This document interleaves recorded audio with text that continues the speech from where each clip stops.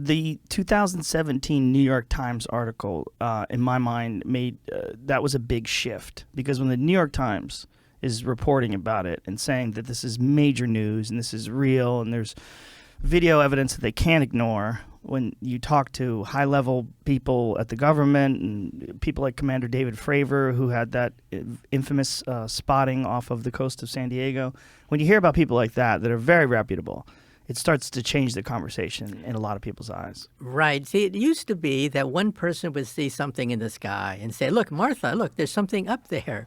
Now things have changed. Now we have multiple sightings by multiple modes. That is the gold standard for looking for these objects. Not just one person, but several people that are reputable. Not just radar, but visual sighting, infrared sensors, telescopic evidence. Now we have multiple sightings by multiple modes. And so the burden of proof has shifted. It used to be the burden of proof was on the people who believed in UFOs. They saw something, prove it. Now the burden of proof has shifted to the Pentagon, to the military. Now they have to prove that these aren't extraterrestrial. And so I think there's been a sea change in the last just several years. 50 years ago, there was a congressional hearing, and it was coming out of Project Blue Book. And there was a lot of laughter and a lot of jokes about little green men in outer space. 50 years ago, that's the way it was. Now things have changed. Now people are looking at are they a threat militarily? What kinds of sensors do we have? What kind of metrics do we have? We now have frame by frame an analysis of these objects. These objects travel between Mach 5 and Mach 20. That's 20 times the speed of sound. These objects can zigzag, and we can measure the G-force inside this object. The G-forces are several hundred times the force of gravity. In other words, any living person's bones would be crushed by these objects, so they're probably drones of some sort. These objects can drop 70,000 feet in a few seconds. Think about that. It can drop a tremendous distance in just a few seconds, and they can go underwater. This is something that we didn't realize before, but yes, they can actually go underwater. And they also move without creating an exhaust or breaking the sound barrier. So these are things that we can now document frame by frame looking at these videotapes. So for yourself, what was the shift? And how did you feel about UFOs, say like 10, 15 years ago? Well, there is this giggle factor, and it's the third rail, of course, of your scientific reputation, if you believe in these things. But the evidence is accumulating over the last several years. Now, when I was first approached by Carolyn Corey, the producer of this film, A Tear in the Sky, I was skeptical. I said to myself, come on. I mean, 5 days? 5 days you're going to look for flying saucers in the sky?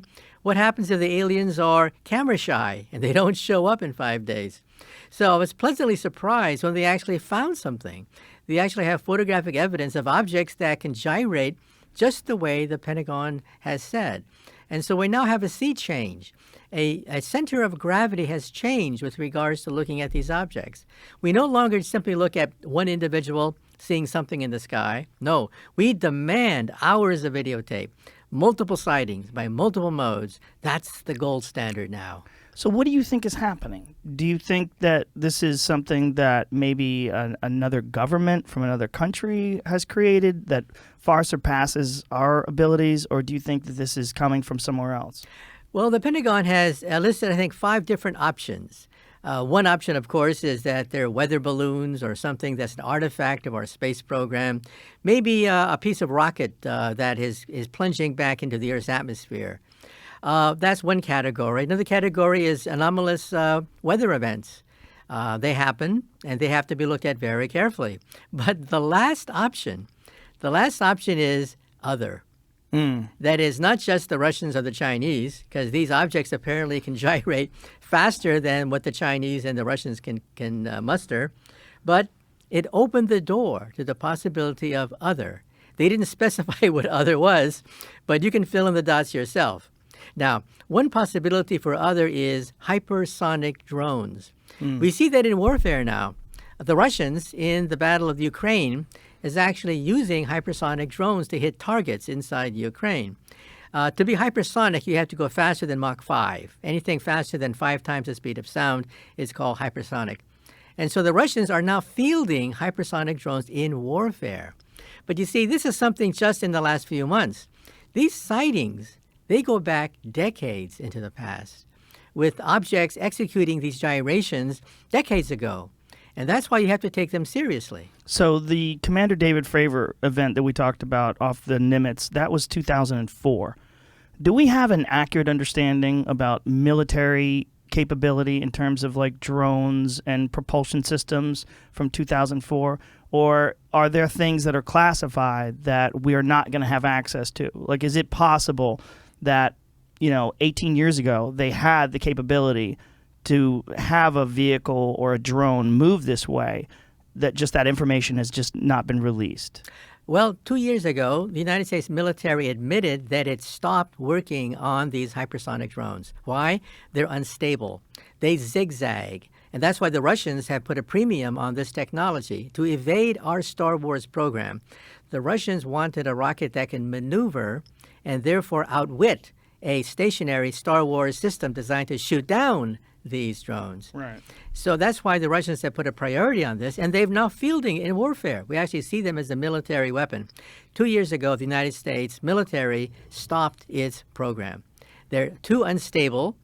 They were not reliable, and it was not worth the amount of money to put into it because the military was invested in the Star Wars program, not the anti-Star Wars program. But because Vladimir Putin announced the hypersonic drones, then the United States military said, oops, nope, we have to get into the game too. So now the United States is also working on hypersonic drones as well as the Chinese. So the Chinese, the Russians, and the Americans are all working on these things. But you can see how primitive they are. We're talking about objects that defy the known laws of aerodynamics with a technology beyond what we have today. And so that's why people are scratching their heads. Whose are these things if they're not the Chinese, the Russians, or the United States? So one of the main points of contention is the lack of visible propulsion method, right? There's essentially, there's no heat signature. There's nothing that we understand to be present that normally exists when something is going at a tremendous rate of speed. That's right. Not only that, these objects create no sonic booms. When you exceed the sound barrier, you create a gigantic boom that is then shatters windows and can be heard miles around.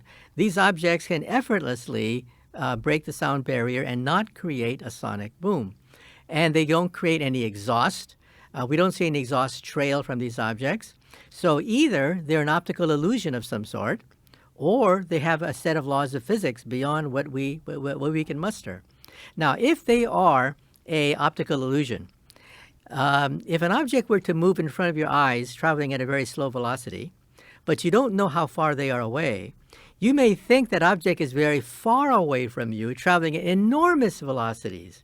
So a weather balloon drifting in front of your eyes can simulate an object traveling at hypersonic velocities if you think that weather balloon is far away from you.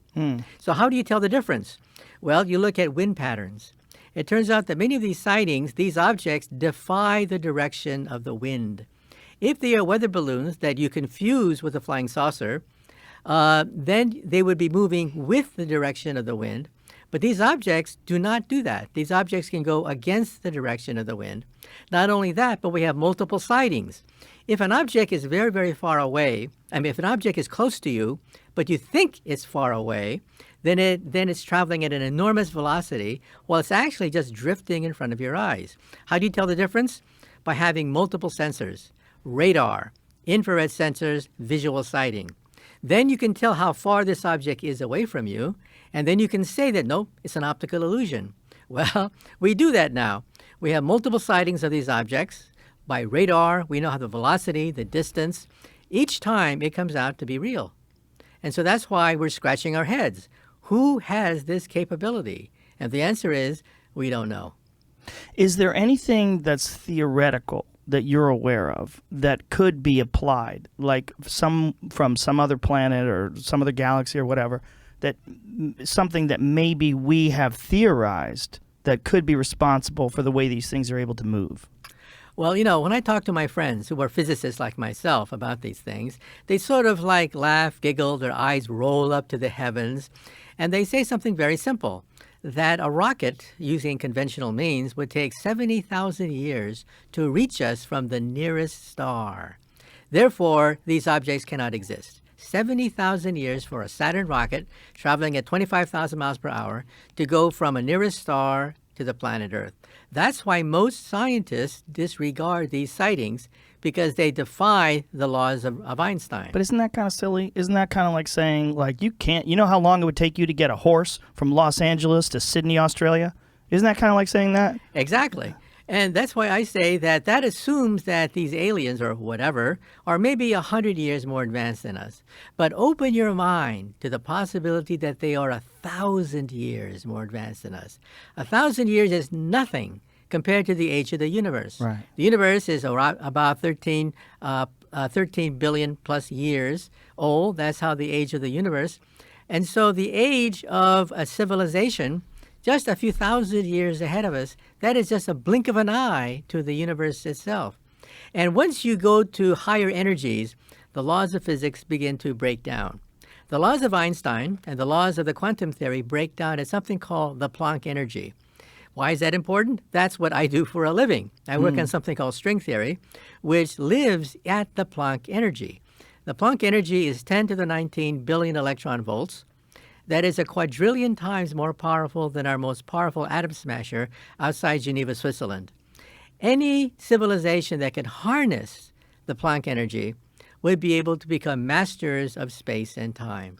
Space and time, as we know it, become unstable at the Planck energy, which is far beyond anything that we can muster here on the planet Earth. So we physicists theorize, how advanced do you have to be to access the Planck energy? Well, we rank them. The Kardashev scale says that there could be type 1, type 2, or type 3 civilizations. A type 1 civilization is maybe 100 years more advanced than us, to maybe 1,000 years, sort of like Buck Rogers or Flash Gordon. They control the weather. Volcanoes, earthquakes, anything planetary, they control. That's type 1. Then there's type 2. Type 2 is stellar. They harness the power of an entire star, like Star Trek. Star Trek would be a typical type 2 civilization where they manipulate entire stars. Then there's type 3. Type 3 is galactic. They roam the galactic space lanes. They play with black holes, like the Empire of the Star Wars series would be a typical type 3 civilization. Then the next question is, what type do you have to be to harness the Planck energy? The energy at which space and time become unstable, where wormholes may develop, gateways through space and time, portals through empty space.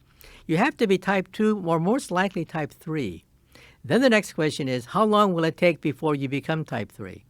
Well, we are maybe 100 years away from being type 1. We're maybe a few thousand years from being type 2, and we're maybe 100,000 years from being type 3. And 100,000 years is nothing on a galactic scale. The age of the universe is, as I said, over 13 billion years old.